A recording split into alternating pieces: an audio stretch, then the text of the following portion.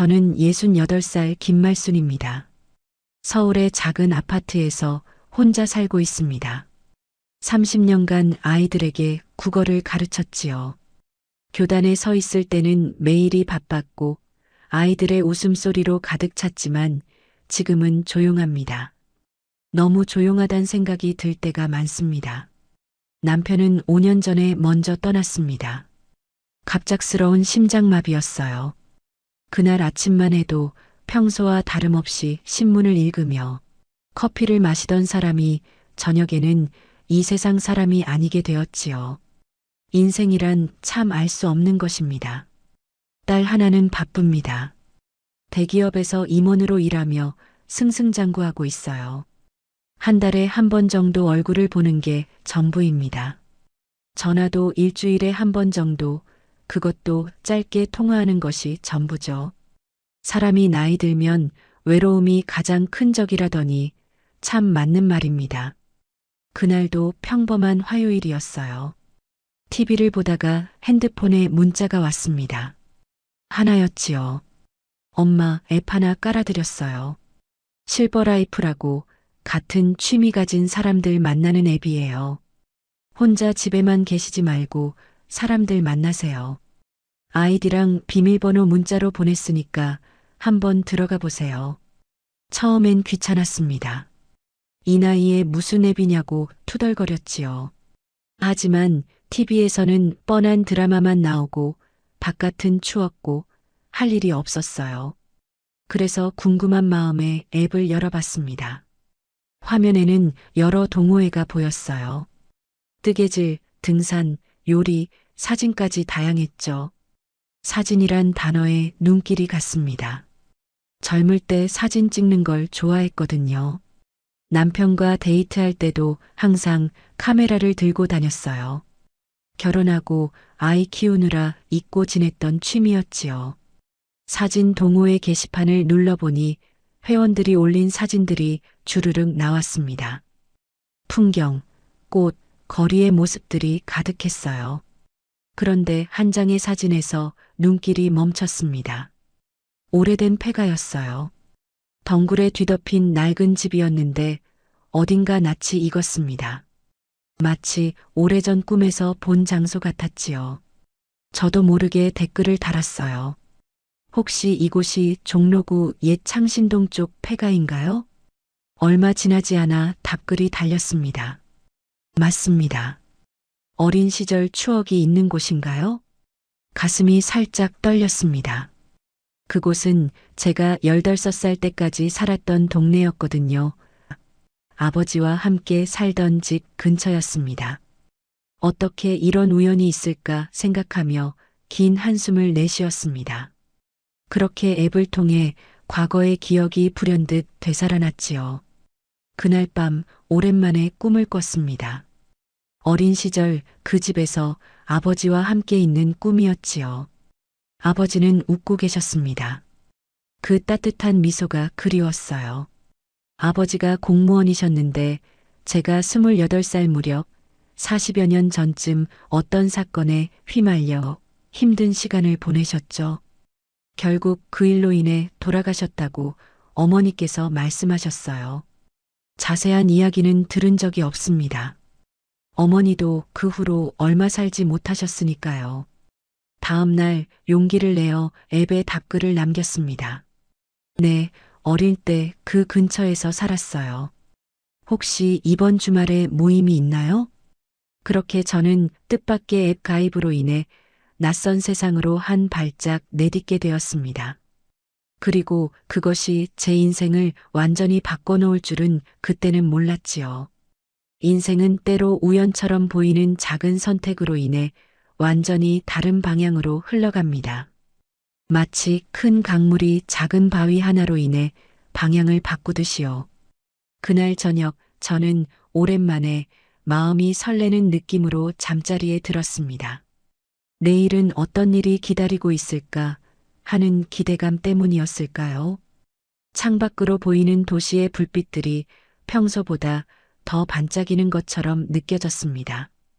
마치 제게 뭔가 말을 걸어오는 것 같았지요. 오랜만에 느끼는 기분이었습니다. 살아있다는 느낌, 무언가 기대할 수 있다는 느낌이었습니다. 토요일 아침, 설렘과 긴장감으로 잠에서 깼습니다. 오늘은 사진 동호회 첫 모임이 있는 날이었거든요. 무엇을 입어야 할지 한참을 고민했습니다. 결국 남색 원피스에 가볍게 흰색 카디건을 걸치기로 했지요.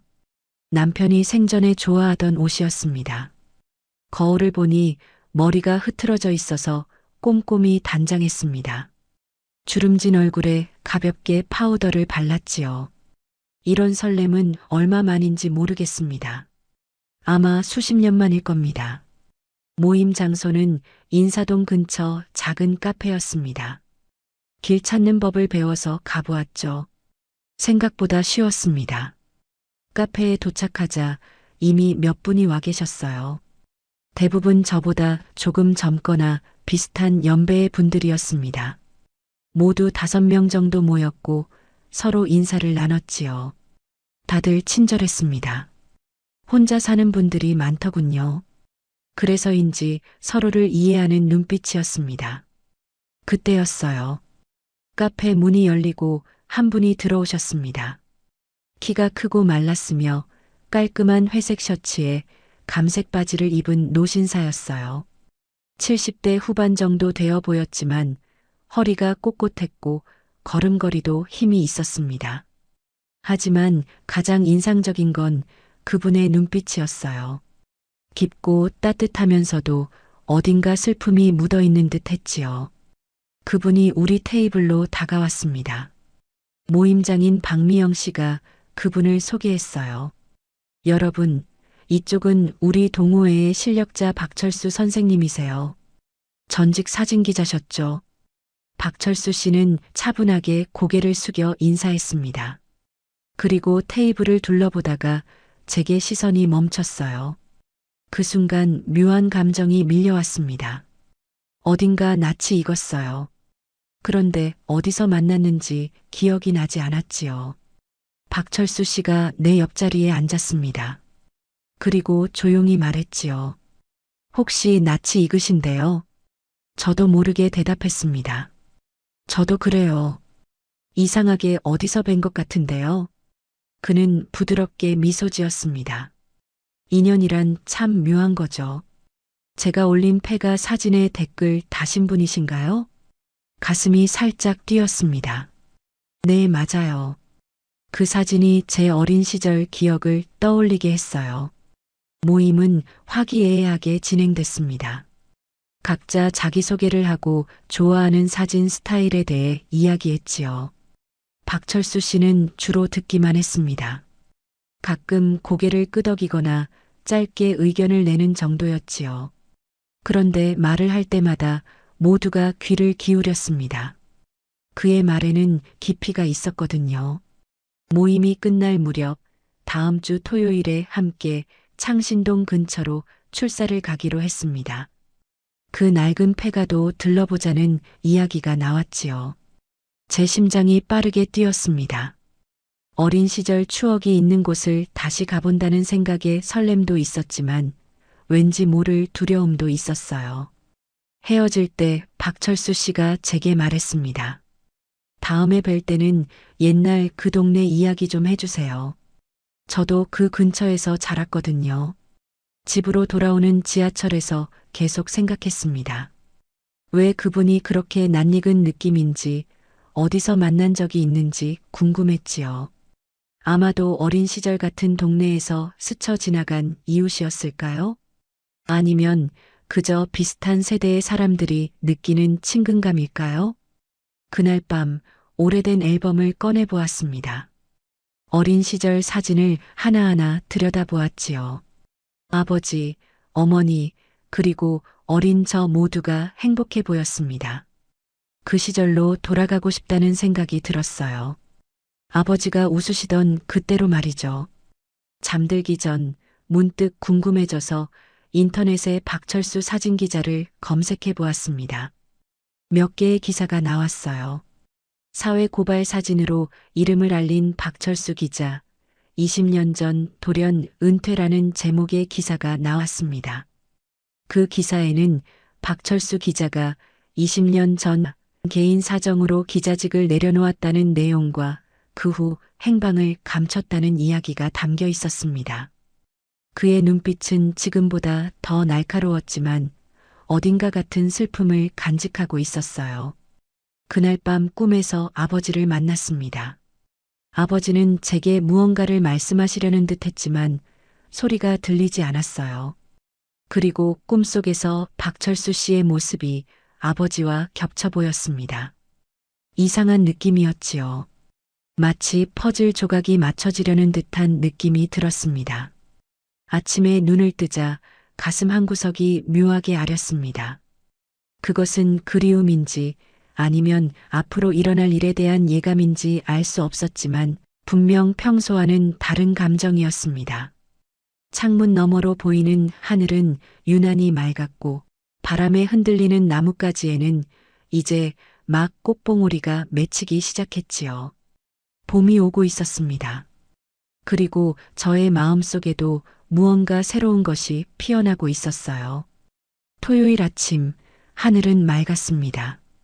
겨울이 지나고 봄이 오는 길목이라 그런지 공기가 상쾌했지요. 출사 모임을 위해 서둘러 준비했습니다. 카메라는 오래전에 고장났지만 요즘은 휴대폰으로도 꽤 좋은 사진을 찍을 수 있더군요.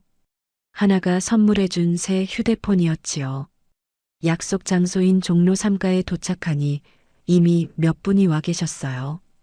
박철수 씨도 그 중에 있었습니다. 그는 전문가용 카메라를 들고 있었어요. 무거워 보였지만 능숙하게 다루는 모습이 인상적이었습니다. 안녕하세요, 김말순 씨. 박철수 씨가 먼저 인사했습니다. 그의 목소리는 낮고 차분했어요. 모두 모이자 우리는 창신동으로 향했습니다. 버스를 타고 가면서 창밖을 내다보았지요. 도시는 많이 변해 있었습니다.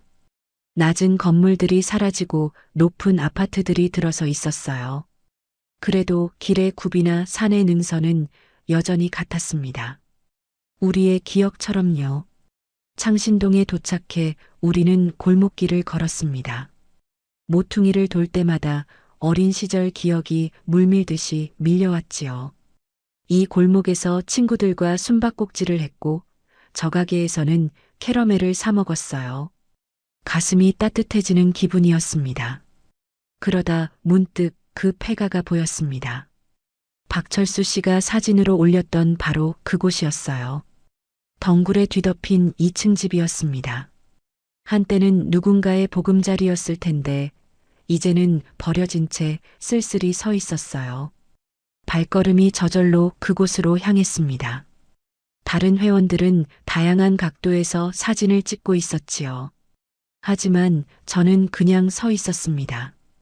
기억 속으로 빠져들고 있었거든요. 괜찮으세요? 박철수 씨의 목소리에 정신을 차렸습니다. 네, 그냥 생각에 잠겼어요. 여기 제가 어릴 때 살던 집 근처예요. 제가 말했습니다. 잠시 망설였지만 왠지 그에게는 말해도 괜찮을 것 같았습니다. 이 근처에서 우리 아버지께서 어떤 사건에 휘말리셨어요. 자세한 건 알지 못하지만 억울한 누명을 쓰셨다고 해요. 그 일로 아버지는 많이 괴로워하셨고 결국 그게 원인이 되어 돌아가셨죠. 박철수 씨의 표정이 굳어졌습니다. 그의 눈에 무언가 스쳐 지나가는 듯 했어요. 슬픔인지 놀라움인지 아니면 죄책감인지 잘 알 수 없었습니다. 정말 안타까운 일이네요. 그가 마침내 말했습니다. 그의 목소리가 약간 떨렸어요. 그날 우리는 폐가 주변을 천천히 걸으며 사진을 찍었습니다. 박철수 씨는 전문가답게 빛과 그림자를 활용해 멋진 사진들을 찍었어요. 그가 카메라를 다루는 모습은 마치 예술가 같았습니다. 사진이 왜 좋으세요? 제가 물었습니다. 그는 잠시 생각하더니 대답했어요. 사진은 잃어버린 걸 기억하게 해줘요. 순간을 붙잡는 거죠. 우리가 놓치고 싶지 않은 것들을 말이에요. 그의 말에 깊이 공감했습니다. 저도 그래서 젊을 때 사진을 좋아했나 봐요. 잃어버리기 싫은 순간들을 붙잡고 싶어서요. 출사를 마치고 우리는 근처 찻집에 앉았습니다. 다른 회원들은 각자의 이야기로 시끌벅적했지만 저와 박철수 씨는 조용히 차를 마셨지요. 편안한 침묵이었습니다. 집으로 돌아가는 길, 박철수 씨가 제 전화번호를 물었습니다. 다음에 개인적으로 출사 가자고 하더군요. 가슴이 설렜습니다. 이런 기분은 정말 오랜만이었지요.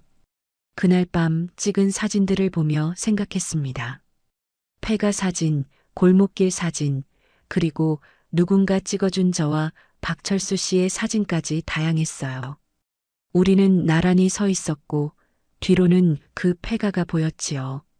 묘하게도 그 사진 속에서 우리는 마치 오래된 친구처럼 보였습니다. 아니, 어쩌면 그보다 더 깊은 무언가로 연결된 것처럼 느껴졌지요. 창밖으로 달이 밝게 빛나고 있었습니다. 문득 생각했습니다. 지난 몇 년간 저는 그저 살아있다는 것만으로 만족하며 하루하루를 보냈어요. 하지만 이제는 뭔가 다른 것 같습니다. 가슴속에 작은 불씨가 피어오르는 것 같았지요.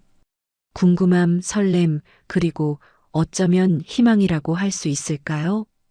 오랫동안 잊고 있었던 감정들이 다시 깨어나고 있었습니다. 마치 겨울잠에서 깨어나 봄을 맞이하는 생명처럼 말이죠. 창가에 앉아 차를 마시며 생각했습니다. 박철수 씨와 저, 그리고 그 폐가가 품고 있는 이야기가 어떻게 이어질지, 인생의 후반부에 만난 이 인연이 무엇을 의미하는지 궁금했습니다. 그리고 그 궁금함 자체가 오랜만에 느끼는 삶의 활력이었지요. 일주일이 지났습니다. 그동안 박철수 씨와 몇 번 통화했습니다. 별다른 이야기는 없었지만 그의 목소리를 듣는 것만으로도 마음이 편안해졌지요. 오랜 친구와 이야기하는 것 같은 느낌이었습니다. 하나에게 말하진 않았습니다만 요즘 저는 밤에 잠들기 전 그와의 만남을 생각하며 미소 짓곤 합니다. 이런 감정을 느끼는 게 얼마만인지 모르겠어요. 남편이 떠난 후 제 마음은 겨울 날씨처럼 차갑게 얼어붙어 있었는데 이제 봄이 오는 것처럼 조금씩 녹아내리는 느낌입니다. 토요일 아침 우리는 둘이서 북한산으로 출사를 가기로 했습니다. 딸 하나가 알면 놀랄 거예요. 제가 이렇게 적극적으로 누군가와 시간을 보내는 걸 본 적이 없을 테니까요. 저도 제 모습이 낯설었습니다. 하지만 기분 좋은 낯설음이었지요. 북한산은 봄 기운으로 가득했습니다. 아직 꽃은 피지 않았지만 나뭇가지에는 새싹이 돋기 시작했어요. 우리는 천천히 산책로를 걸으며 사진을 찍었습니다. 박철수 씨는 가끔 제게 구도나 빛의 활용법을 알려주었지요. 마치 사진 수업을 듣는 기분이었습니다. 점심을 먹기 위해 작은 정자에 앉았습니다. 제가 준비한 김밥과 단무지를 나눠 먹었지요. 간단한 식사였지만 산속의 맑은 공기와 함께여서 그런지 꿀맛이었습니다. 산새들이 지저귀는 소리와 함께하는 식사는 오랜만에 느끼는 평화로움이었어요. 박철수 씨는 가끔 사진을 찍다 멈춰서서 먼 산을 바라보곤 했습니다. 그럴 때면 그의 눈빛이 멀리 다른 세계를 보는 것 같았지요. 박철수 씨는 왜 사진기자가 되셨어요? 물어보았습니다. 그는 잠시 산을 바라보더니 대답했지요. 진실을 담고 싶었어요. 세상의 진짜 모습을 말이죠. 더 자세히 물어보고 싶었지만 그의 표정이 복잡해 보여 망설였지요. 하지만 용기를 내어 물었습니다. 갑자기 은퇴하신 이유가 있으신가요? 그는 가방에서 낡은 종이 한 장을 꺼냈습니다. 흑백 사진이었어요. 이건 40년 전 부패 시장 사건의 증거 사진입니다. 사진을 들여다보았습니다. 어두운 실내에서 두 남자가 서류 봉투를 주고받는 모습이었어요. 한 남자는 당시 서울의 한 구청장이었던 것 같았습니다. 다른 한 명은 얼굴이 선명하지 않았지요. 그 사건 우리 아버지 얘기 들은 적 있어요. 갑자기 머릿속에 생각이 스쳤습니다. 아버지가 공무원이셨고 어떤 부패 사건에 억울하게 연루되셨다는 어머니의 말씀이 떠올랐지요. 박철수 씨의 눈이 커졌습니다. 김말순 씨의 아버지 성함이 혹시 김진짜 호자입니다. 제가 대답했어요. 그 순간 박철수 씨의 표정이 창백해졌어요. 그럼 말순 씨는 김진호 씨의 딸? 네, 맞아요. 아버지를 아세요? 집에 돌아온 후 저는 오래된 상자를 찾아 꺼냈습니다. 아버지의 유품이 담긴 상자였어요. 그 안에는 아버지가 공무원 시절 받은 상장들과 옛 신문 스크랩이 있었습니다. 어머니가 모아두셨던 것이지요. 떨리는 손으로 신문을 펼쳤습니다.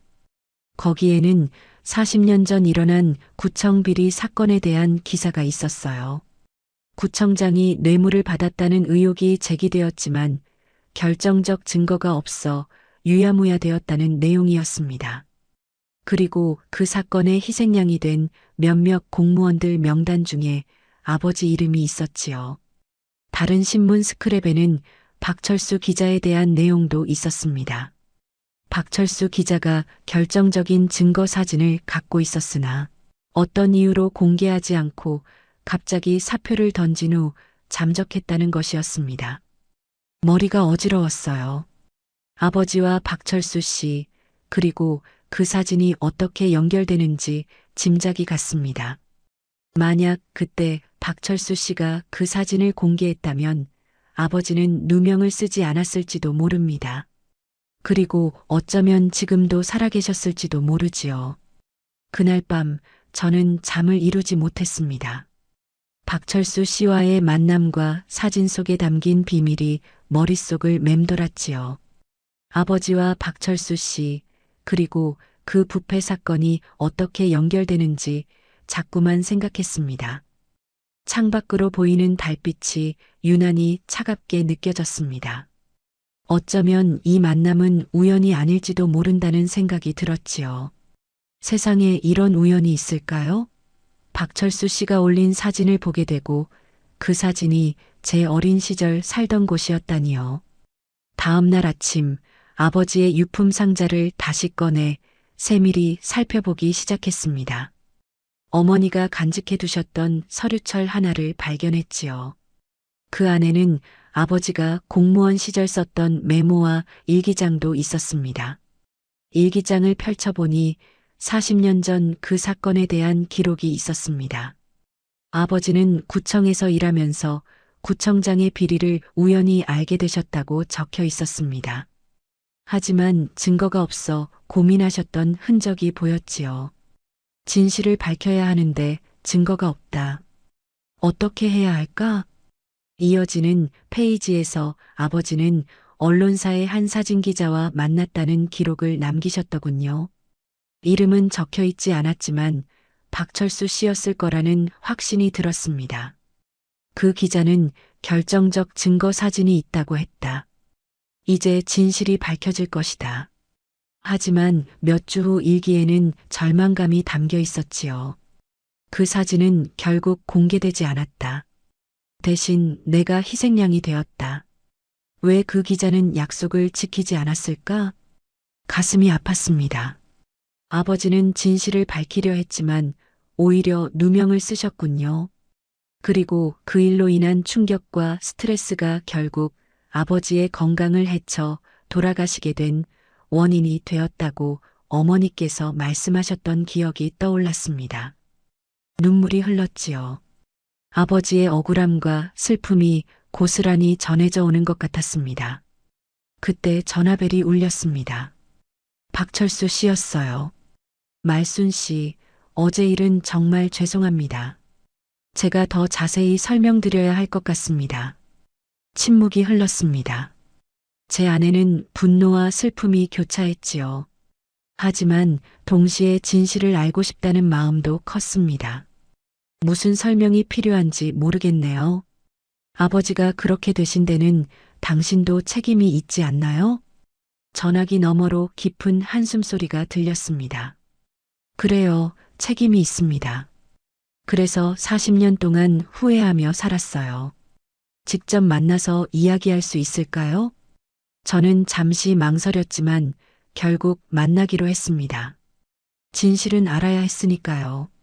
다음 날 저희는 한강공원 벤치에서 만났습니다. 박철수 씨는 평소보다 더 초조해 보였어요. 손에는 낡은 서류 가방을 들고 있었지요. 내가 왜 그 사진을 공개하지 않았는지 설명해 드리려고 합니다. 그는 가방에서 오래된 편지 한 장을 꺼냈습니다. 위협 편지였지요. 구청장 측에서 보낸 것으로 보이는 그 편지에는 만약 사진을 공개하면 박철수 씨의 가족들이 위험에 처할 것이라는 내용이 담겨 있었습니다. 당시 저는 노모와 어린 딸이 있었어요. 협박에 겁을 먹었죠. 그래서 결국 사진을 공개하지 않고 사표를 던졌습니다. 하지만 그것이 제 인생 최대의 실수였어요. 김진호 선생님 같은 분이 희생되는 걸 막지 못했으니까요. 눈물이 그의 주름진 얼굴을 타고 흘러내렸습니다. 저도 눈물을 참을 수 없었지요. 복잡한 감정이 가슴속에서 일렁였습니다. 분노, 슬픔, 그리고 어쩌면 이해까지도요. 그래서 그 이후로 계속 숨어 사셨던 거예요? 박철수 씨는 고개를 끄덕였습니다. 쏟아진 물은 다시 담을 수 없다고 생각했습니다. 그래서 은둔하며 살았지요. 하지만 마음속 깊은 곳에는 항상 그날의 후회가 있었어요. 그리고 이제 와서 말순 씨를 만나게 되다니 이건 운명인 것 같습니다. 집으로 돌아오는 길에 머릿속이 복잡했습니다. 아버지의 원통함을 생각하면 박철수 씨를 용서할 수 없을 것 같았지요. 하지만 그의 입장에서 생각해보면 가족을 지키기 위한 선택이었다는 것도 이해가 됐습니다. 우리는 모두 삶의 갈림길에서 어쩔 수 없는 선택을 하며 살아가는 것일까요? 그날 밤 저는 오래된 사진첩을 다시 펼쳐보았습니다. 아버지와 함께 찍은 마지막 사진이 눈에 들어왔지요. 아버지는 웃고 계셨지만 눈빛에는 슬픔이 서려 있었습니다. 이제야 그 눈빛의 의미를 알 것 같았습니다. 진실은 가끔 우리에게 더 큰 상처를 주기도 하는군요. 며칠 동안 저는 생각을 정리했습니다. 복잡한 감정 속에서 무엇이 옳은지 판단하기 어려웠지요. 한편으로는 아버지의 억울함을 생각하면 박철수 씨를 원망하게 되었고, 다른 한편으로는 그의 입장도 이해가 되었습니다. 가족을 지키기 위한 선택이었다는 걸 이해하면서도 그 선택이 우리 가족에게 얼마나 큰 상처를 주었는지 생각하면 가슴이 아팠지요. 결국 저는 박철수 씨에게 전화를 걸었습니다. 진실을 정확히 알고 싶었어요. 우리는 창신동 근처 조용한 카페에서 만나기로 했지요. 그날따라 하늘은 유난히 맑았습니다. 아버지가 지켜보고 계신 것 같다는 생각이 들었어요. 카페에 도착하자 박철수 씨는 이미 와서 기다리고 있었습니다. 그의 얼굴은 피곤해 보였어요. 아마도 저와 마찬가지로 며칠 밤을 뒤척였을 겁니다. 앉자마자 박철수 씨는 낡은 서류 봉투를 테이블 위에 올려놓았지요. 이게 모든 증거입니다. 그때 찍은 사진들, 녹취록, 메모들까지요. 40년 동안 숨겨왔던 것들입니다. 저는 조용히 봉투를 열어 내용물을 살펴보았습니다. 사진들, 구청장의 비리를 기록한 메모들, 그리고 아버지와 나눈 대화 기록까지 있었어요. 아버지는 박철수 씨에게 제보자였던 것이었습니다. 마지막 페이지에는 협박 편지가 있었지요. 구청장 측에서 보낸 그 편지에는 가족들에게 해를 입히겠다는 끔찍한 내용이 담겨 있었습니다. 모든 것을 본 후 저는 눈물을 참을 수 없었습니다. 아버지의 용기와 정의감, 그리고 결국 그것이 가져온 비극적 결말까지 모든 것이 명확해졌지요. 하지만 가슴속에 분노도 일었습니다. 왜 그때 사진을 내놓지 않았어요? 그때 아버지가 얼마나 고통스러워 하셨는지 아세요? 박철수 씨의 눈에도 눈물이 고였습니다. 난 그땐 두려웠어요. 가족이 위협받고 있었거든요. 하지만 그게 핑계라는 것도 알고 있습니다. 용기가 부족했던 겁니다. 당신도 피해자였다는 거 알아요. 하지만 그 진실 때문에 우리 집안은 무너졌어요. 아버지는 누명을 쓰고 돌아가셨고 어머니도 그 슬픔을 이기지 못하고 얼마 후 돌아가셨습니다. 저는 고아가 되었지요. 그 순간 둘 다 말없이 울었습니다. 세월의 무게가 한꺼번에 쏟아지는 것 같았어요. 40년이라는 시간 동안 우리 각자가 안고 살아온 상처와 아픔이 그 자리에 모두 모인 것 같았지요. 잠시 후 박철수 씨가 떨리는 목소리로 말했습니다. 용서를 구하는 것도 주제넘은 일인 줄 압니다. 하지만 이제라도 진실을 세상에 알리고 싶어요. 그래서 전시회를 준비하고 있습니다. 그때의 사진들로요. 저는 아무 말도 할 수 없었습니다. 이미 늦었다는 생각이 들었어요. 아버지도 어머니도 이미 이 세상에 계시지 않은데 무슨 소용이 있을까 하는 생각이 들었지요. 그래도 한편으로는 진실이 밝혀진다는 것 자체가 의미가 있다는 생각도 들었습니다. 시간이 필요합니다. 제가 마침내 입을 열었어요. 당신을 용서할 수 있을지 모르겠어요. 하지만 진실은 밝혀져야 한다고 생각합니다. 그렇게 우리는 헤어졌습니다. 집으로 돌아오는 길에 머릿속에는 복잡한 생각들이 맴돌았어요. 용서란 무엇일까? 진실은 얼마나 소중한 것일까? 그리고 인생의 선택들이 얼마나 많은 영향을 미치는지에 대해 생각했습니다. 집에 도착해서 오랜만에 딸 하나에게 전화를 걸었습니다. 갑자기 그녀의 목소리가 듣고 싶었지요. 하나는 제 목소리가 평소와 다르다며 걱정했습니다. 하지만 저는 괜찮다고 안심시켰어요. 곧 모든 이야기를 들려주겠다고 약속했지요. 그날 밤 창밖으로 보이는 별들을 바라보며 생각했습니다.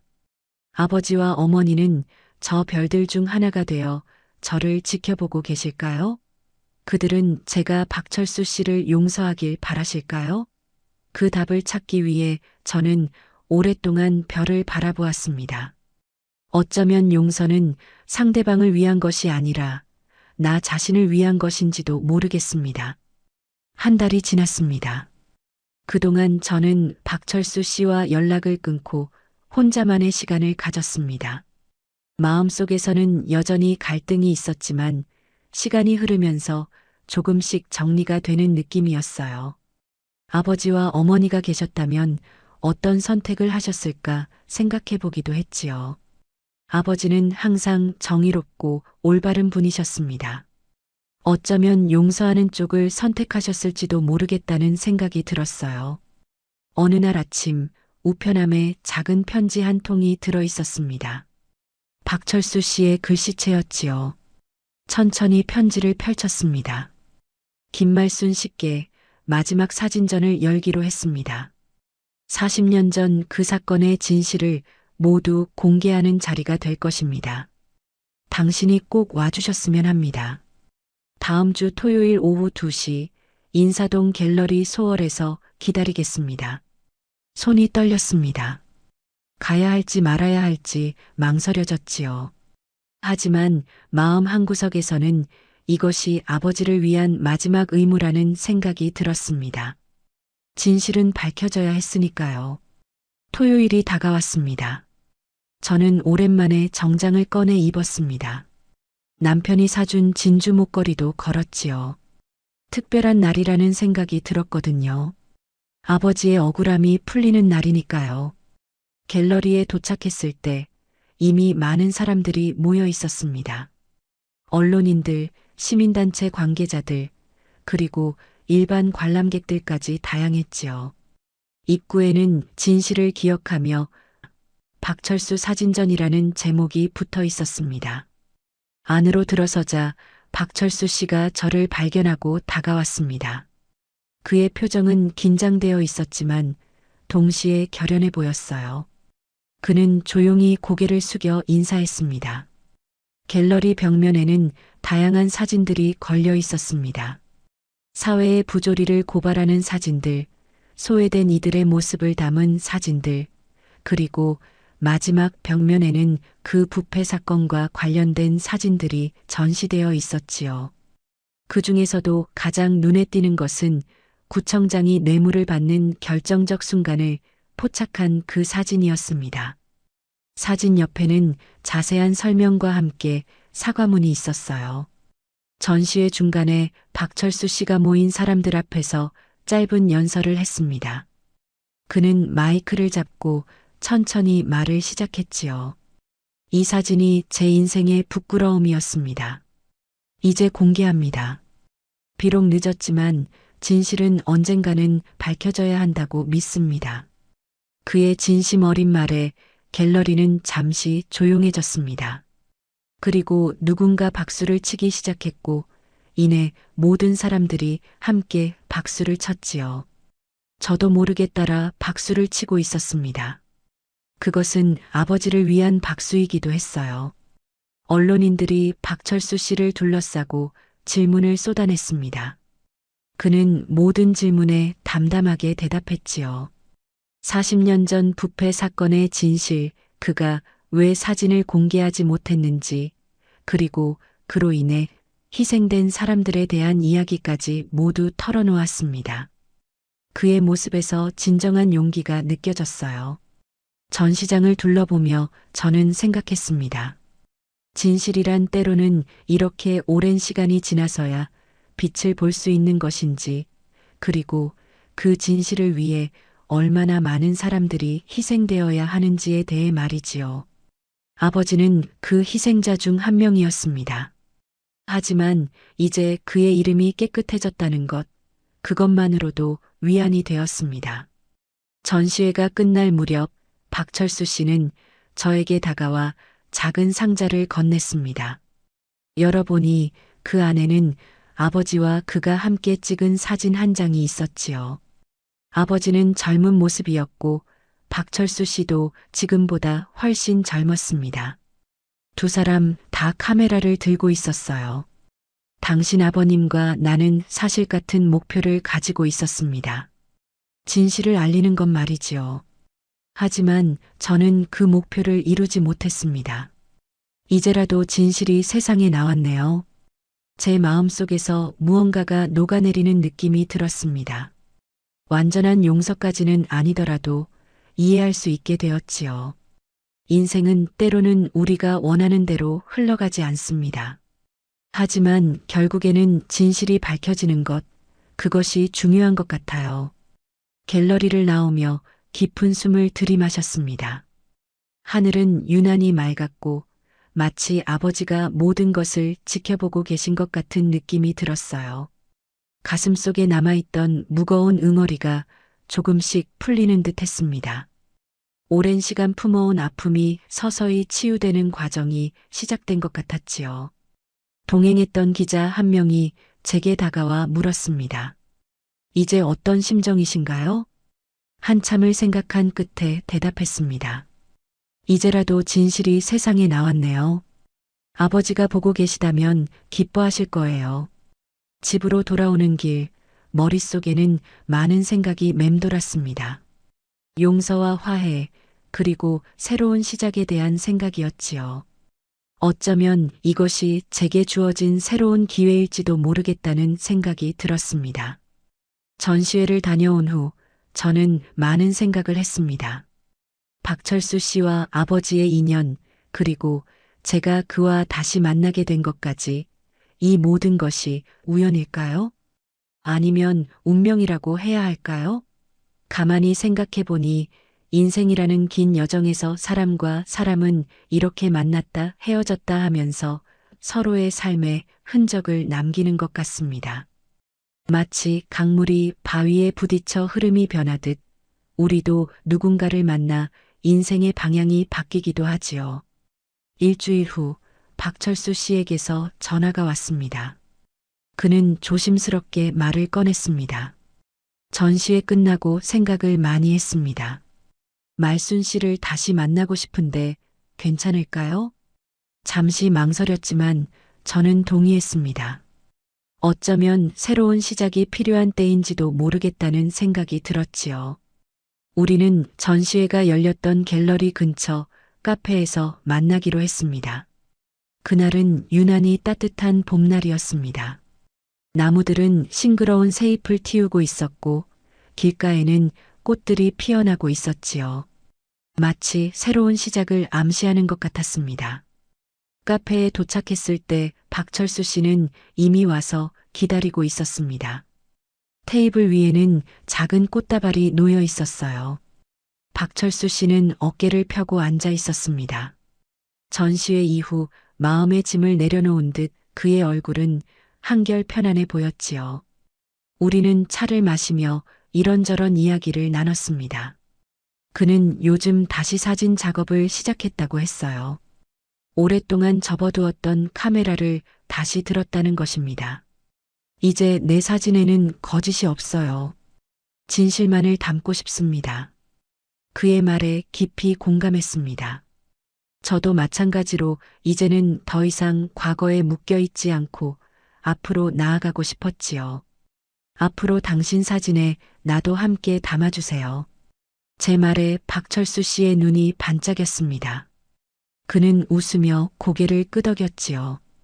그 순간 마음속에 따뜻한 기운이 퍼져나갔습니다. 마치 오랫동안 얼어있던 호수에 봄바람이 불어 얼음이 녹아내리는 것 같은 느낌이었어요. 그날 이후 우리는 자주 만나게 되었습니다. 함께 출사를 다니기도 하고 전시회를 보러 가기도 했지요. 박철수 씨는 제게 사진 찍는 법을 더 자세히 가르쳐 주었고 저는 그에게 제가 쓴 시를 읽어주기도 했습니다. 서로의 취미를 공유하면서 우리는 점점 가까워졌지요. 딸 하나는 제가 이렇게 변한 모습을 보고 놀라워했습니다. 어머니가 이렇게 활기차고 행복해하는 모습을 오랜만에 본다고 했지요.